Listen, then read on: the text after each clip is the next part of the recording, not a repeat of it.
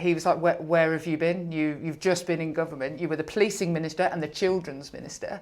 Where have you been? And frankly, but was that a knee-jerk reaction simply because they are politicians on the right?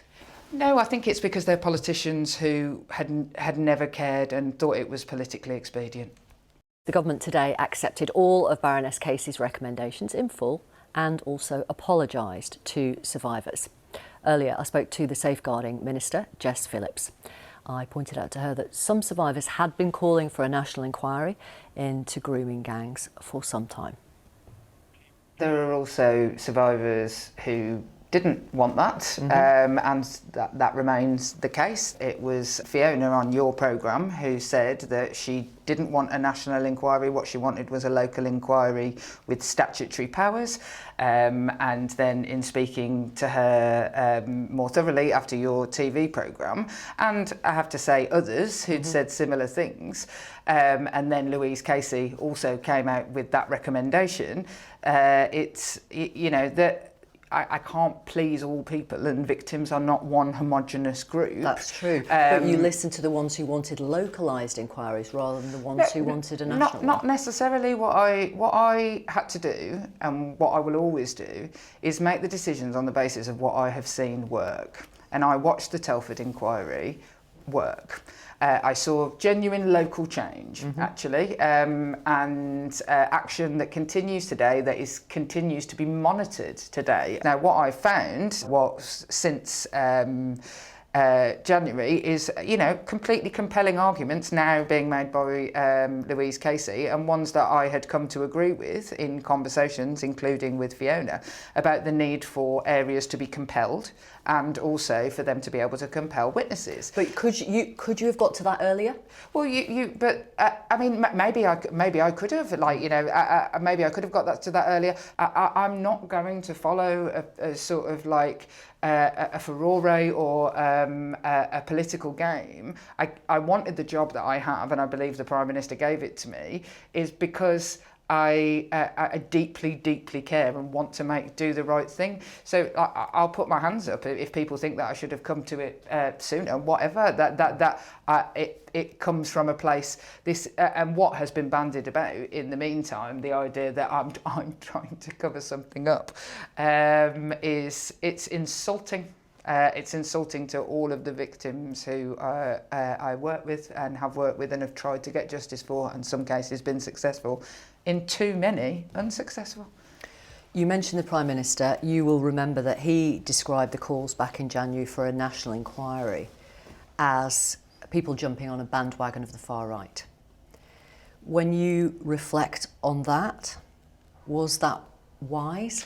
Look, I think that what the Prime Minister was saying was, this was in the wake of sort of Elon Musk furore, was that the Conservative politicians, Kemi Badenoch, the Shadow Home Secretary Chris Philp, that he was saying they were jumping on the bandwagon of Elon Musk talking about on Twitter. I think it was actually Liz Truss. She gets forgotten in this story.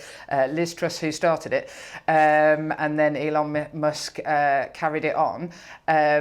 Is that he was like, where have you been? You've just been in government. You were the policing minister and the children's minister.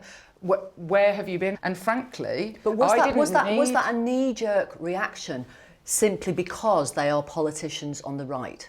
No, I think it's because they're politicians who had never cared and thought it was politically expedient.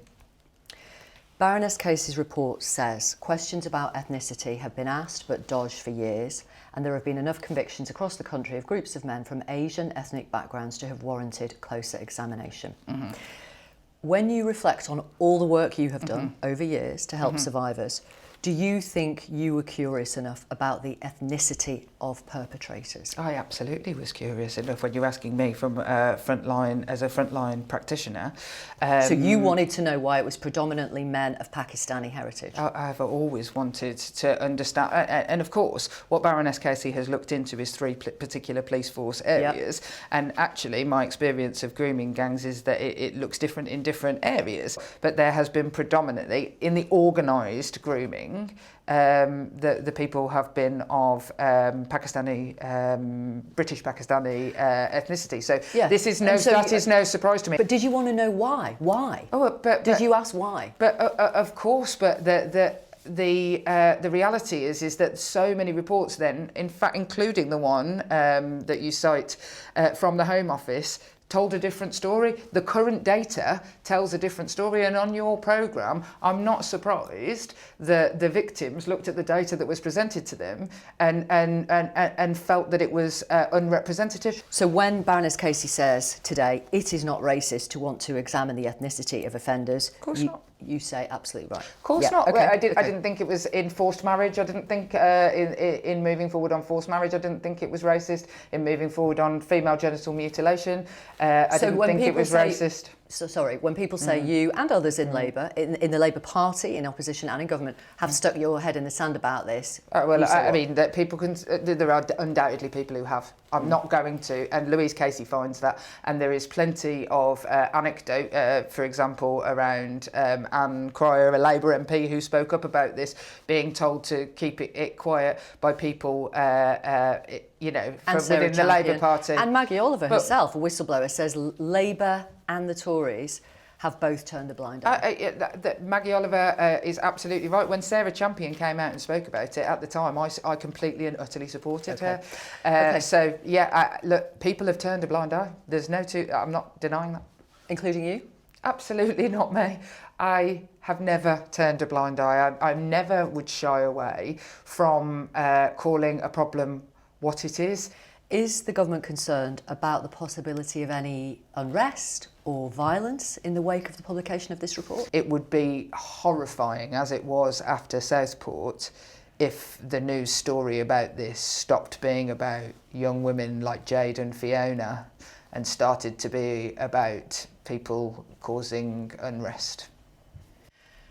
Have you had death threats today? I always have ongoing police investigations, and whenever this raises its head in the news, then of course, it ramps up some of the rhetoric and the threats against me. So yes, I have, and it is particularly galling, I have to say, because it is the anniversary of the death of my dear friend Jo Cox. But this morning I woke up thinking about her, and I often wish that she was with me on days like today, because she would always just keep me going. And what I know is that she would say, keep going, stick with it, stick to the plan. Jess Phillips, thank you very much for talking to Newsnight. No worries.